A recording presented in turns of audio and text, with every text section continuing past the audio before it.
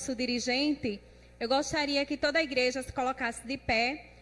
Nós iremos fazer uma oração e logo após eu estarei entregando o microfone ao irmão Tiago. Eu gostaria que ele chegasse aqui à frente.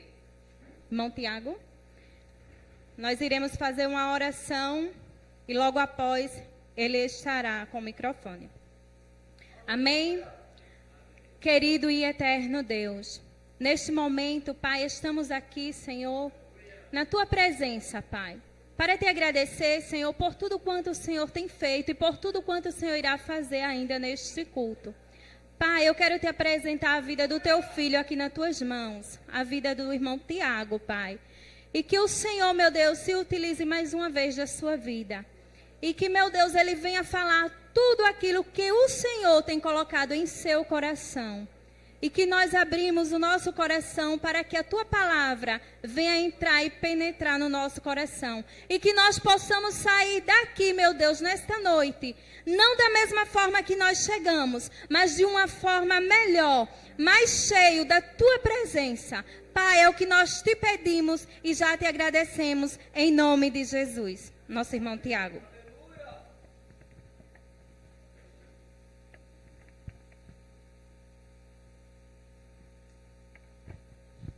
Meus irmãos, minhas irmãs, família de Cristo, a paz do Senhor.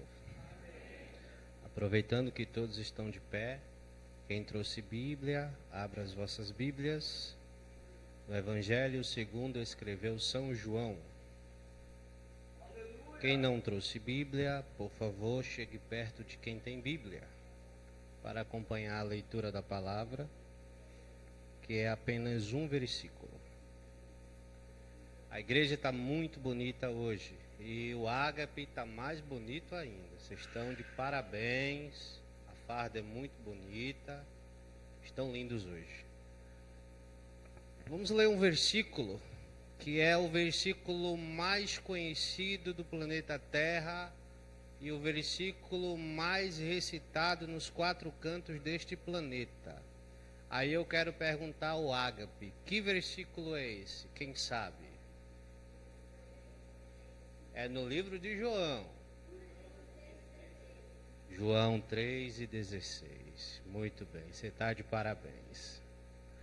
João capítulo 3, versículo 16. Todos encontraram? Vamos ler. Amém?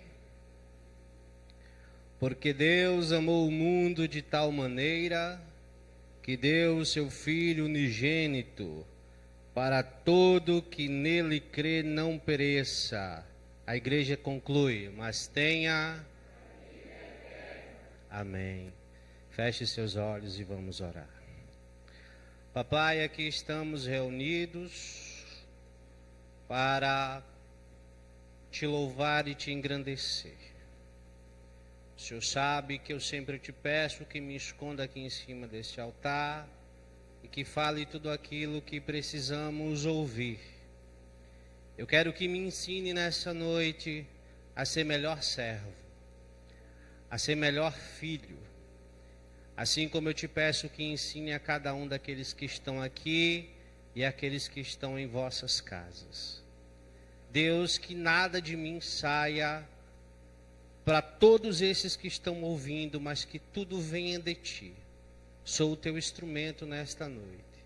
Exorta-nos, edifica-nos, ensina-nos e repreende-nos se necessário. Mas coloca teu Espírito em nós, em o nome de Jesus. Amém. Podeis sentar. Antes de começar, quero agradecer aos coordenadores do Ágape, em especial ao auxiliar Josué, que não está presente. Fui abordado por ele no início da semana na rua. E eu disse a ele, vamos orar e deixar Deus nos dar uma palavra. E aqui estamos. Irmã Lita, senhora, não é do meu feitio fazer isso, mas se o Espírito me incomoda, eu tenho que dizer. Assim é a palavra de Deus. O que me pediste em lágrimas receberás mais de alegria. A tua oração foi ouvida nos céus. Há muito te foi prometido, e porque tu não esqueceste a promessa, o tempo de Deus chegará na tua vida. Receba, porque é Deus que está te falando. Sabes o que eu estou dizendo. Amém.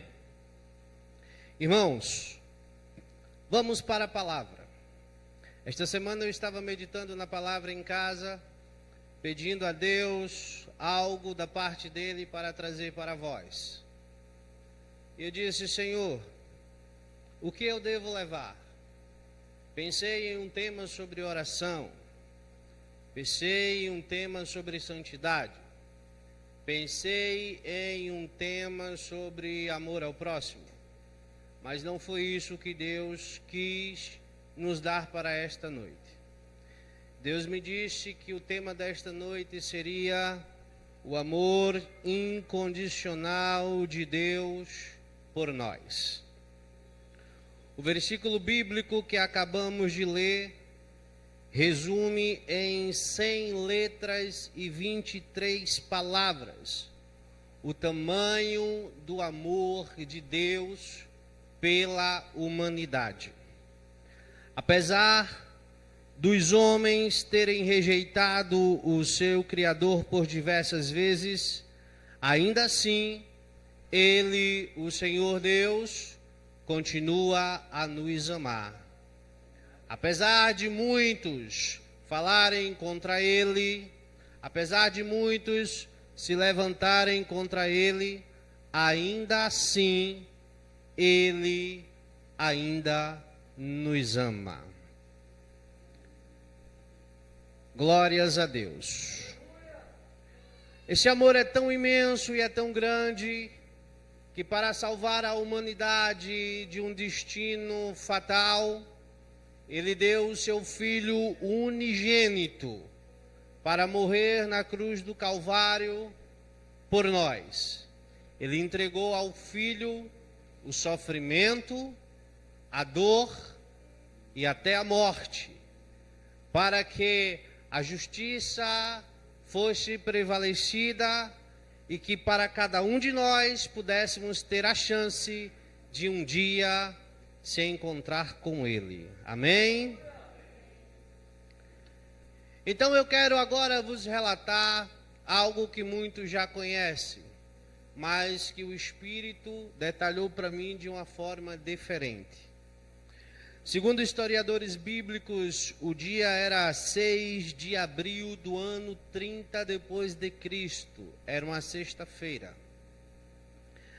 Jesus estava reunido com os 12 discípulos em uma casa, em uma sala, toda ornada e ornamentada, preparada para a última ceia. Ali Jesus resolveu ensinar aos discípulos sobre diversas coisas, pois eram os últimos momentos de Jesus. Jesus ensina os discípulos sobre amor ao próximo. Jesus ensina os discípulos que ele seria glorificado. Jesus fala aos discípulos que entre eles haveria um traidor. Jesus diz que Pedro o negaria 3 vezes. E Jesus também disse que enviaria o Consolador.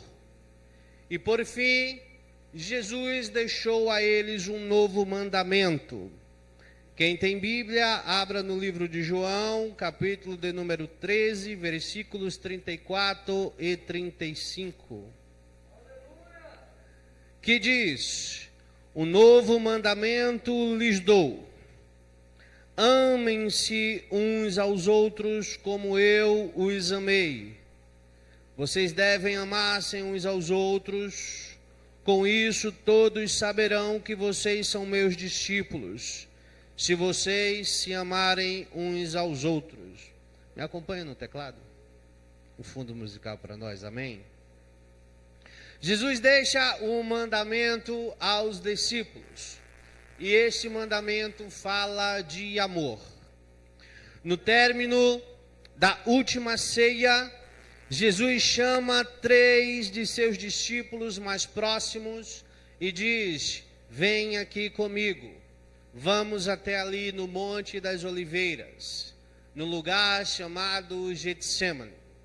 A Bíblia nos diz que quando Jesus chega ao Getsemane, ele pede que os 3 discípulos fiquem ali, aos pés do monte, e ele vai mais adiante para orar. Mas aí Jesus dá uma ordem, Jesus diz: eu vou adiante orar, mas eu quero que vocês fiquem aqui orando. Mas a Bíblia nos revela que eles não oram, e sim, eles dormem, porque já era tarde, já eram quase 11 horas da noite, e eles estavam cansados.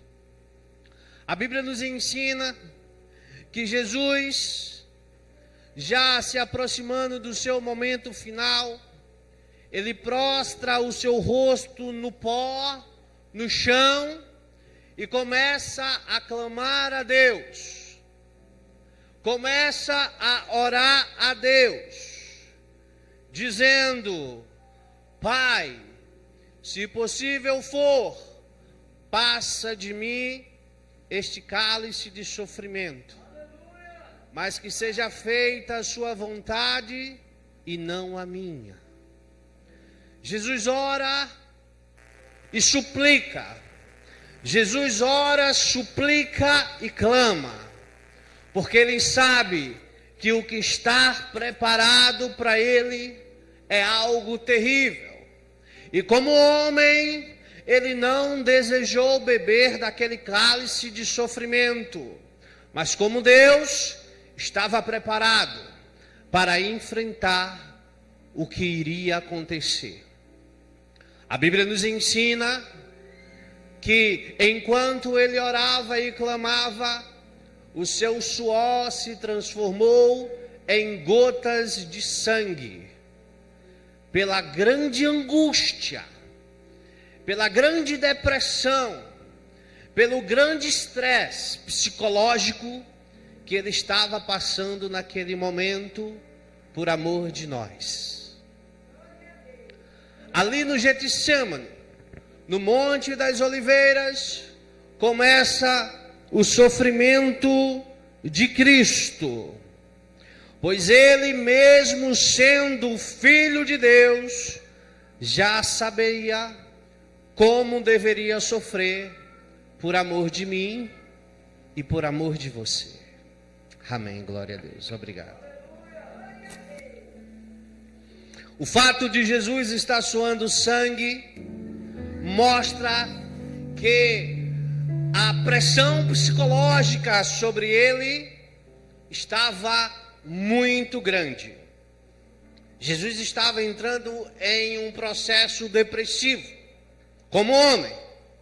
Segundo a medicina moderna, este fenômeno é muito raro em seres humanos, e ele é conhecido como hematidrose, algo raríssimo entre os seres humanos, e ele só é causado por uma emoção profunda, uma tristeza profunda.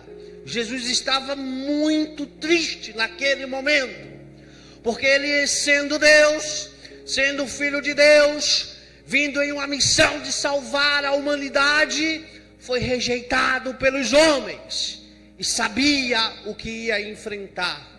Ele estava tão triste que em Mateus capítulo 26, versículo 38, a Bíblia diz que a sua alma estava triste até a morte. Aí nós conseguimos identificar o tamanho da tristeza e da angústia que Jesus estava naquele momento. E mesmo sendo Deus, a tristeza o consumia lá no Getsemane. Mesmo com imenso sofrimento psicológico, mesmo triste, mesmo angustiado, ele se põe de pé por volta das 11 horas da noite e está pronto para enfrentar aquilo que foi preparado para pagar sobre nós. A Bíblia diz que Judas Iscariotes conhecia aquele lugar que ficava à beira do ribeiro de Cedron. E ele, junto com os oficiais dos principais sacerdotes de Israel, se aproximaram de Jesus e dos discípulos. E quando eles se aproximam, um dos oficiais que está à frente olha para os lados e Jesus pergunta: a quem procuras? E um dos oficiais diz: procuramos a Jesus de Nazaré. A Bíblia diz que Jesus responde: eu sou. E segundo a testemunha ocular, o discípulo João, que estava presente naquele lugar, quando Jesus diz: eu sou, todos que estavam ali caíram por terra e temeram a Jesus, o Filho de Deus. A Bíblia diz que os discípulos se dispersaram e Jesus é preso, acorrentado, algemado. Jesus é levado para a presença de Anás, que era sogro de Caifás, que era o sumo sacerdote de Israel naquele ano. Você pode ver isso em João capítulo 18, versículo 12. Daí em diante, as previsões de Jesus começam a acontecer. Pedro nega Jesus. O sofrimento começa. Jesus é espancado. Jesus é esbofeteado. Jesus é cuspido. Maldizem sobre ele. Inventam mentiras sobre ele. O sinédrio o acusa. E ele permanece calado. Por amor de mim e por amor de ti. O dia vira. Segundo os historiadores, já é dia 7 de abril, sábado, depois de Cristo. E é madrugada. Jesus é lançado na prisão, numa cela fria e escura. Jesus já foi espancado. As dores já começam a incomodá-lo. Ele está sujo de sangue e sujo de terra. Mas ali numa cela fria, sujo de sangue e sujo de terra, ele ainda ora por aqueles que estão o espancando e o maldizendo. Porque ele tem uma missão a cumprir: salvar-nos da condenação eterna. Aleluias. Amanhece. Ainda é bem cedinho. Os oficiais tiram Jesus da prisão e os levam à presença de Pilatos. Eles exigem a crucificação de Cristo. A Bíblia diz que os principais sacerdotes não quiseram adentrar para a audiência com Pilatos para não se contaminarem, porque eles iam comer a Páscoa. Porque eles consideravam Jesus um herege e eles não queriam estar na presença de Jesus. A tradição judaica diz que muitos dos principais sacerdotes subordinaram muito dos povos que ali estavam para irem à porta do pretório exigir a crucificação de Cristo. Pilatos está diante de Jesus. Pilatos olha para Jesus e diz: eu tenho o poder de te livrar. E só neste momento Jesus ergue a cabeça, olha para Pilatos e diz: nenhum poder tu tens sobre mim, se não fosse te dado do alto. Pilatos fica atordoado e não quer de maneira nenhuma crucificar Jesus. Então Pilatos sai até uma janela e diz ao povo que não crucificará Jesus, mas que, como é costume da Páscoa libertar um prisioneiro, ele quer libertar Jesus e deixar Barrabás na prisão. Mas o povo cego e incentivado pelos principais sacerdotes diz que não, querem a crucificação de Cristo. Pilatos não aceita. E por não aceitar, ele diz que castigará Jesus. E manda Jesus para ser açoitado. Por favor, uma coisa bem mais suave. Jesus é levado e é colocado de joelhos. Eu quero que você preste muita atenção. É algemado, amarrado e acorrentado. Os soldados foram buscar um instrumento que era usado. Eu estou pregando bem devagar, que é para você entender. Os soldados foram pegar um instrumento que era usado para açoitar os piores bandidos da época. E esse instrumento foi usado com Jesus. Esse instrumento se chama azorrague. Era um instrumento que tinha 8 tiras de couro.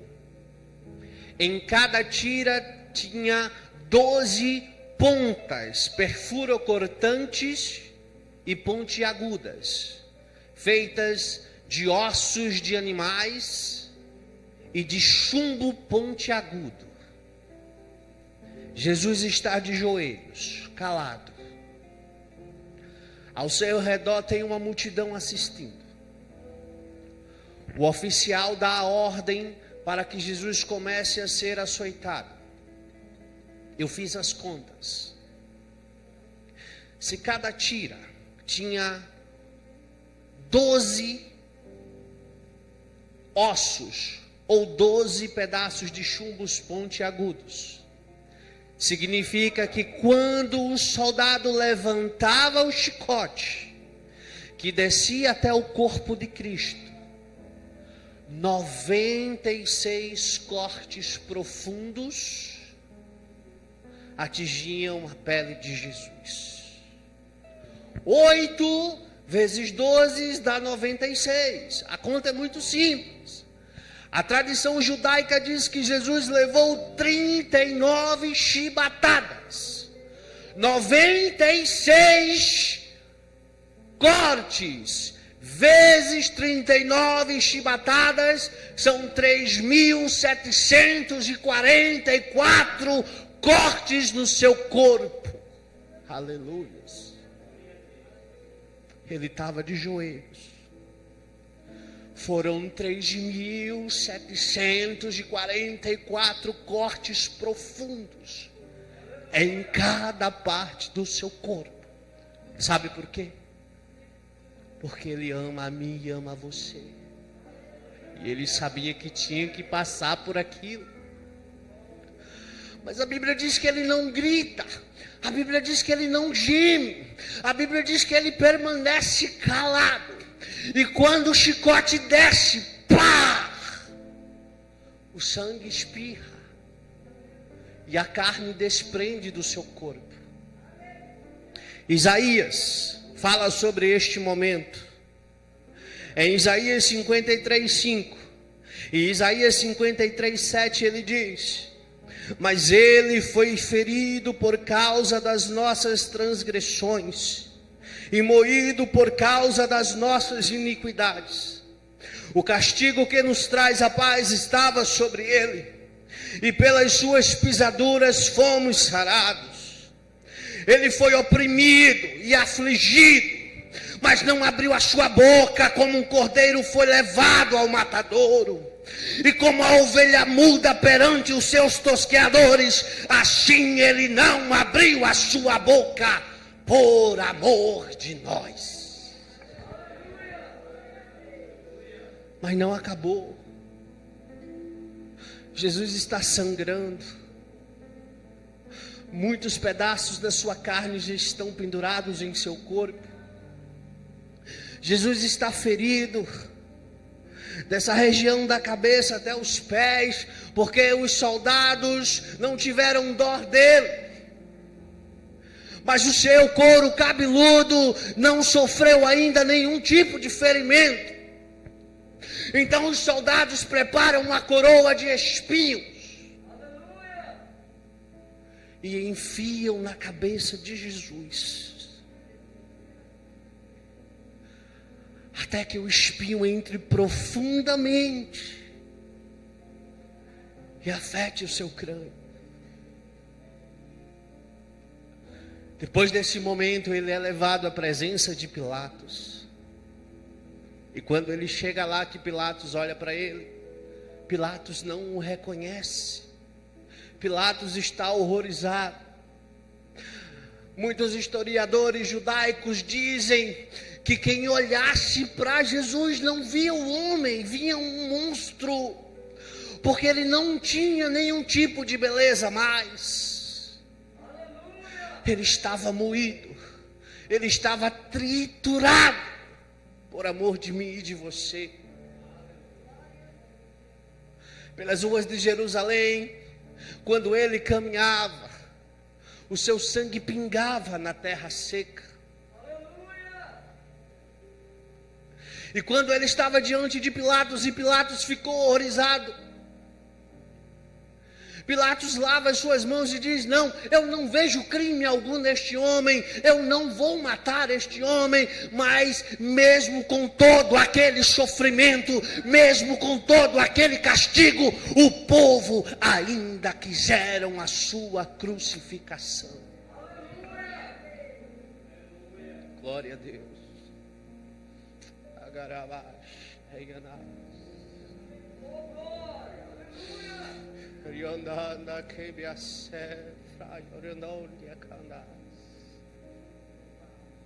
Prepararam uma cruz. Ele estava ferido. Ele mal se aguentava de pé. Mas ele olhava para o futuro e via você aí. E na mente dele ele dizia: vale a pena fazer esse sacrifício. Colocaram uma cruz em suas costas e o obrigaram a caminhar com a cruz nas costas por cerca de entre 500 e 800 metros do pretório onde ele foi julgado, até o Gólgota, onde a sentença deveria ser cumprida. Enquanto Jesus carregava a sua cruz, as pessoas o xingavam, o cuspiam, o maldiziam, mas aquelas pessoas não sabiam que ele não estava apenas carregando uma cruz. Não era apenas 2 pedaços de madeiras entrelaçados e pregados um ao meio do outro, não. Enquanto ele estava carregando a cruz, ele estava carregando também todos os nossos pecados e transgressões. O peso era enorme. Não era apenas o peso da madeira, era o peso do nosso pecado, era o peso das nossas transgressões, era o peso da nossa culpa.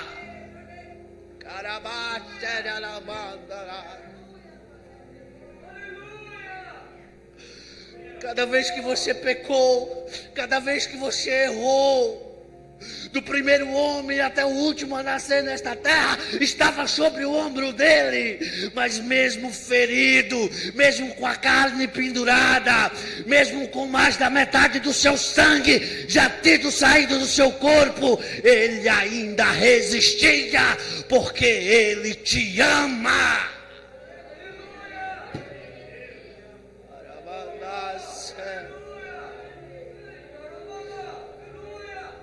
E ele vai pela via dolorosa caminhando. A Bíblia diz que por 3 vezes o seu corpo humano não aguenta, ele cambalia e cai. Os soldados obrigam um homem chamado de Cirineu a ajudá-lo a carregar a cruz até o Gólgota, que traduzido se chama caveira. Depois de algum tempo, Jesus está no Gólgota. E a multidão continua acompanhando, porque a multidão quer ver o desfecho daquilo que nunca aconteceu. É algo único. Muitos choram, muitos gritam, outros riem, outros debocham, mas ele ainda está calado. Colocam Jesus sobre a cruz. Um dos oficiais vai e pega o martelo e os pregos. Amarram Jesus na cruz.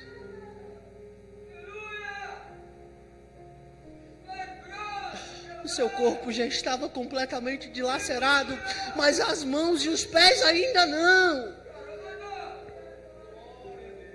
E ele precisava ser completamente moído.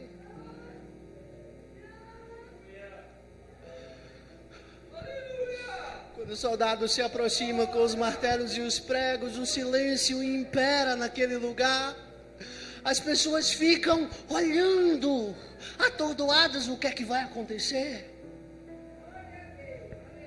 O martelo sobe e desce. Pá! Na mão. Pá! No pé. Aí Jesus abre a boca e alguns até pensam que ele vai gritar, mas sabe o que é que ele diz? Pai, perdoa-nos, porque eles não sabem o que fazem.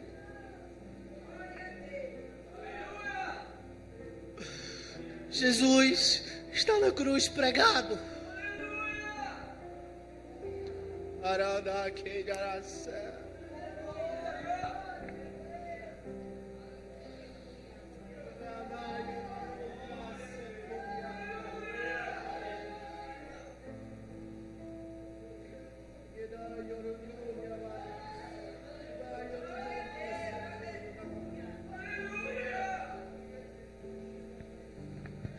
Jesus está na cruz,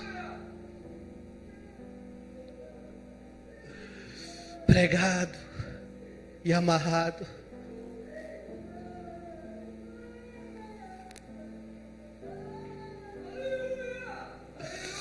E quando ele está ali na cruz pensando em nós,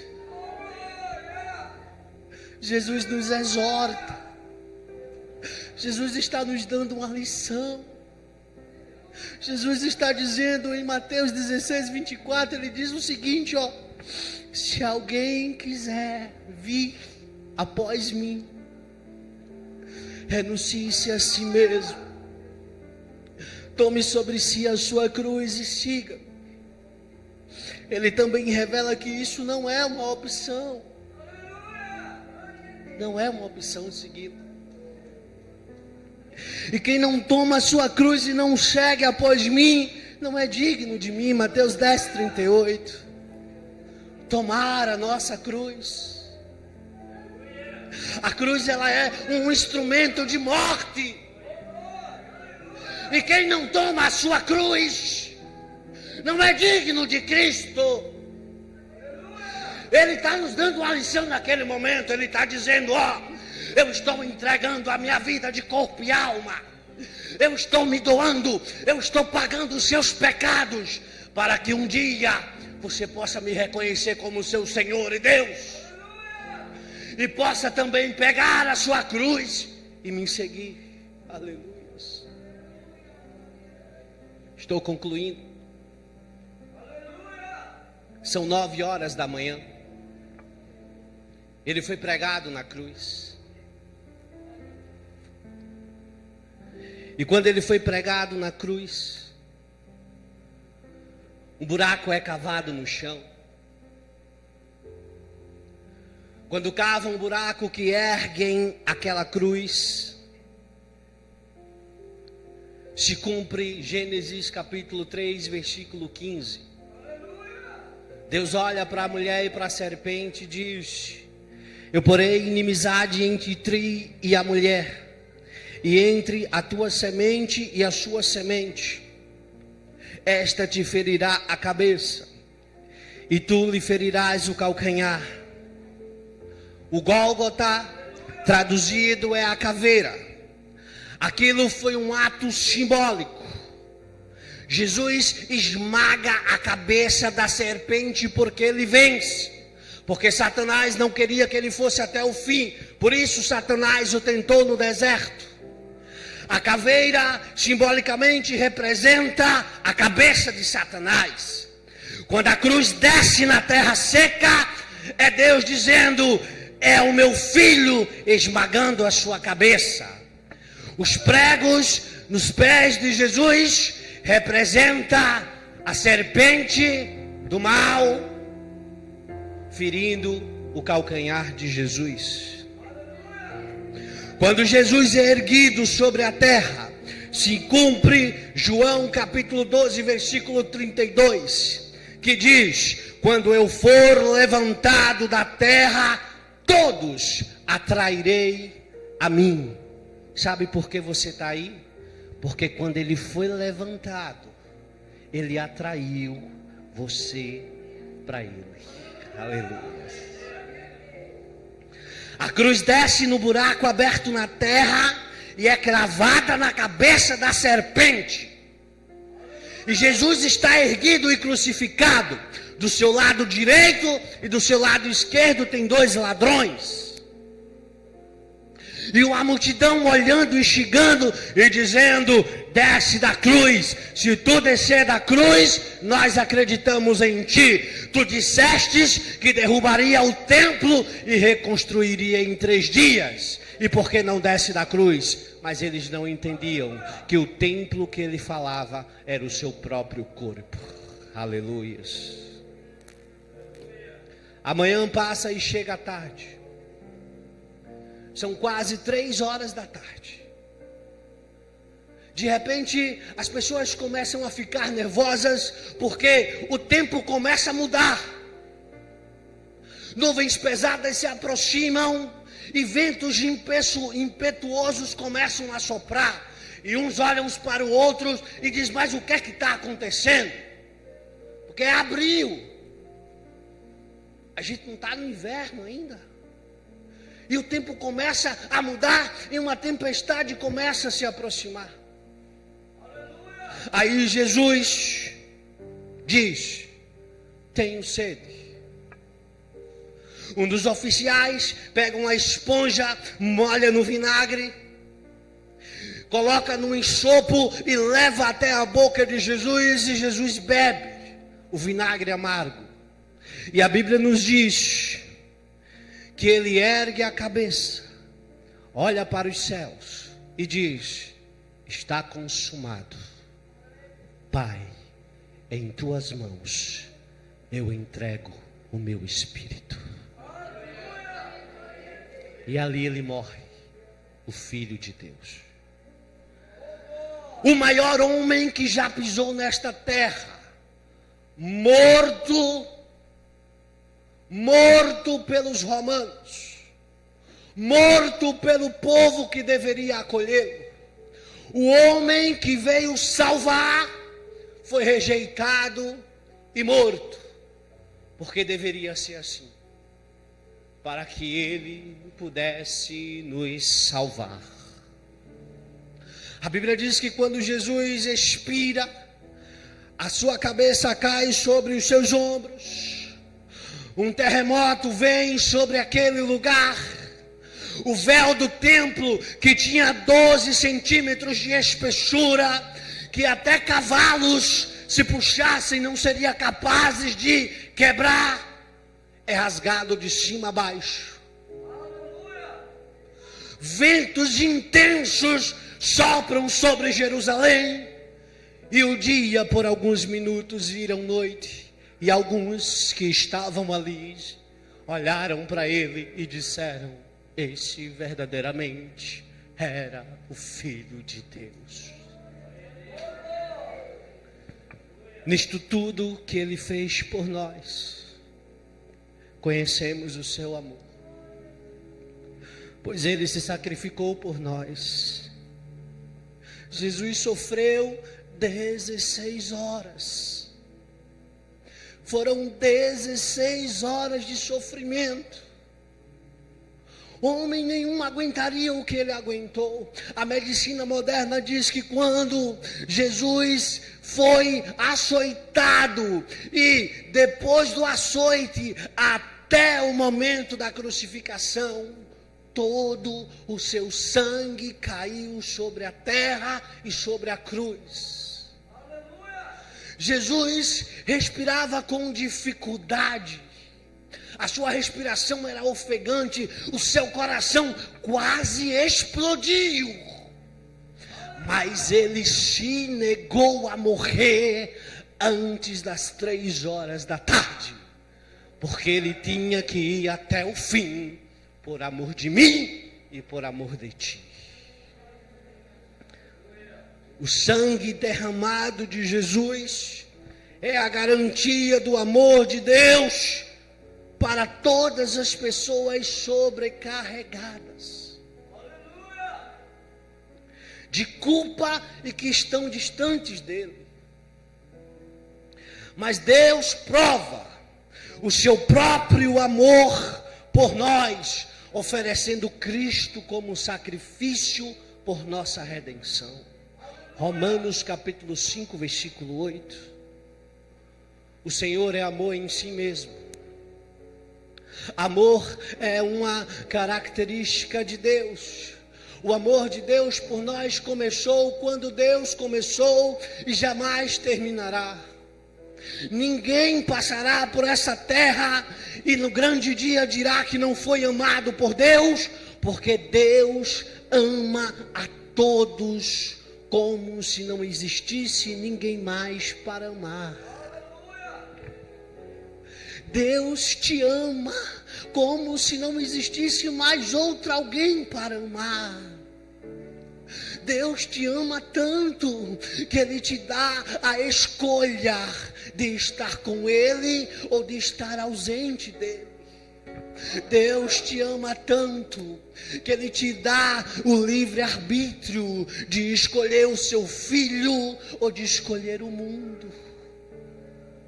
Deus te ama tanto que Ele permite que você escolha entre morar no céu e entre morar no inferno.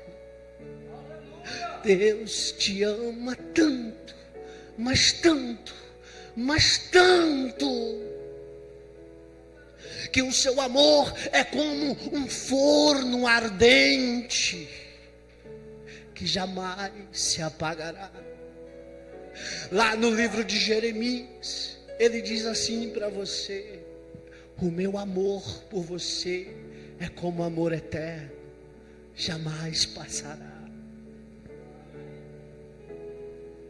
É esse amor que Ele derrama sobre você nesta noite. É esse amor que Ele quer que você entenda. É esse amor que nenhuma mãe do mundo é capaz de alcançar, como Ele tem por nós. Você peca, Ele te ama. Você transgride, Ele te ama. Você abomina, mesmo assim ainda Ele te ama. Porque Deus amou o mundo de tal maneira que deu o seu Filho unigênito, para que todos que nele crer não pereçam, mas tenham a vida eterna.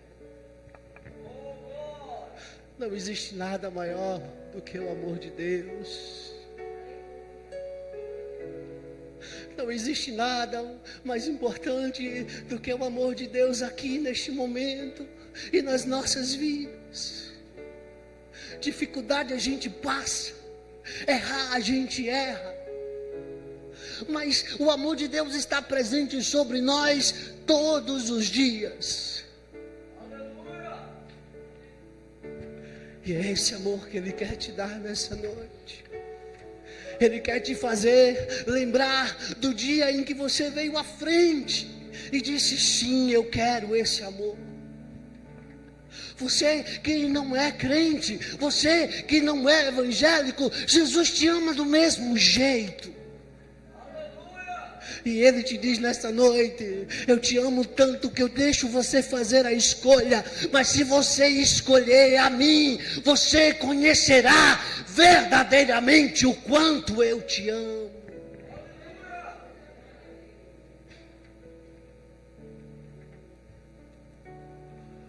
Feche os seus olhos.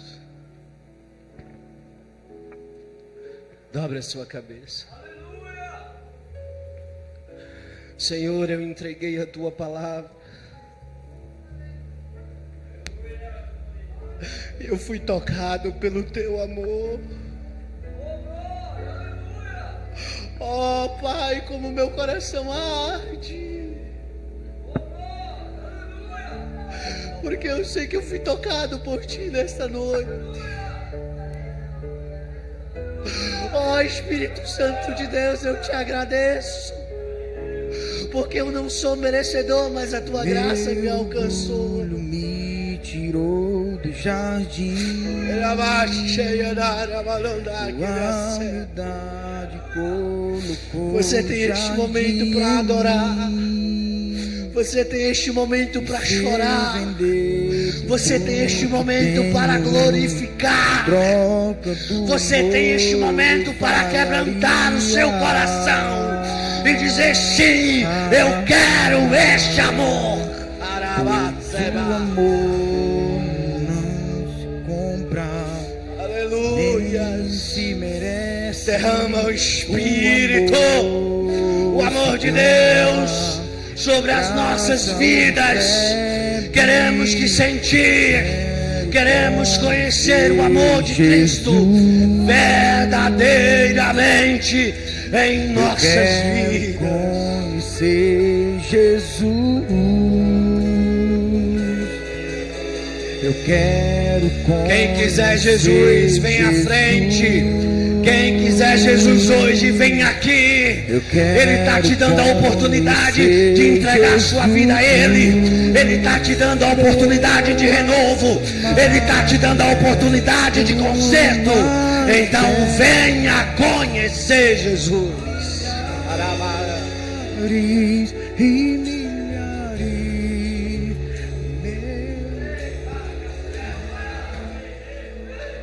O meu orgulho me tirou do jardim. Sua humildade colocou o jardim em mim.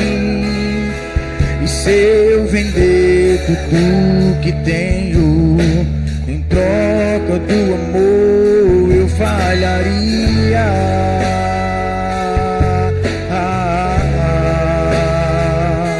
Pois o amor não se compra, nem se merece.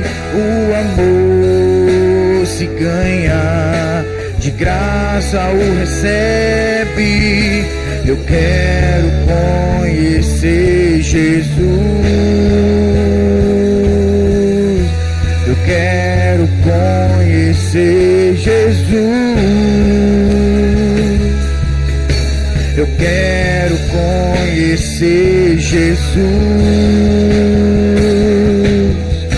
Eu quero conhecer Jesus. Meu amado é o mais belo entre milhares e milhares. Meu amado é o mais belo entre milhares.